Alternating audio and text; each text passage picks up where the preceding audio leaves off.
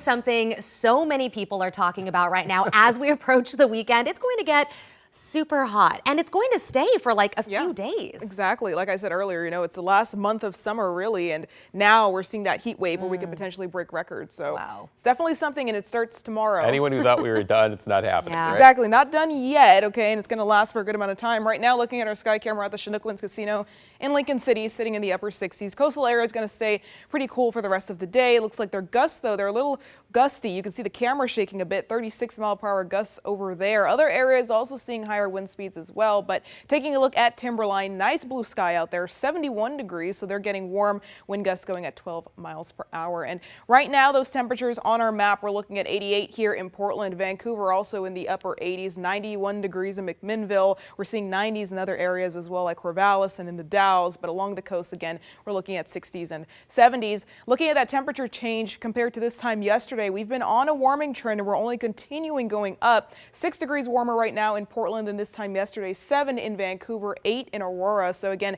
temperatures just trending up. Coastal areas not so much. Looks like even cooler today than yesterday in Newport, but Tillamook 4 degrees warmer. So again, for the most part, especially in areas inland, we are climbing up that temperature ladder, and that's only going to continue. And so here's what we need to know. Our weather impact alert has actually been extended through Tuesday. We're going to be seeing that for the valley, the gorge, and off to the east. We're looking at those potential record-breaking temperatures. So we're going to be seeing for sure highs in the upper 90s with a pretty solid chance of breaking into the triple digits, not just tomorrow, but Saturday as well. So make sure, of course, we're getting plenty of water. We're limiting the sun exposure, doing things in the morning, wearing the light, loose, comfortable clothing, just because this heat is going to be pretty extreme. And we're looking at moderate to major heat risk, especially as lows overnight aren't going to be that cold. We're looking at seeing lows in the 60s, mid to upper 60s at times. So all just things to keep in mind.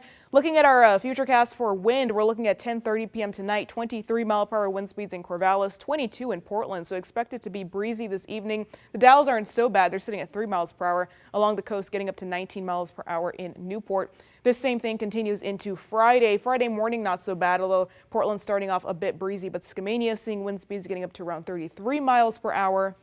25-mile-per-hour wind speeds in Salem by Friday at 6 p.m.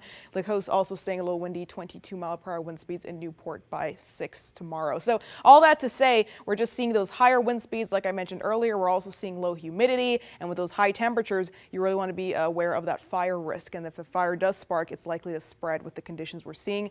Looking at our futurecast, we're staying dry. Those clouds rolled in early Saturday. They're going to stick around through our weekend, but that's not really going to cool us down any. We're just going to have a little bit of cloudier conditions over the weekend, but again, we'll still see that sunshine and we'll definitely still feel the heat. So again, triple digits Friday and Saturday, that's our best chance. We're looking at major heat risk with those warm overnight lows, and temperatures finally begin to drop the middle to end to next week. You're going to see it right here.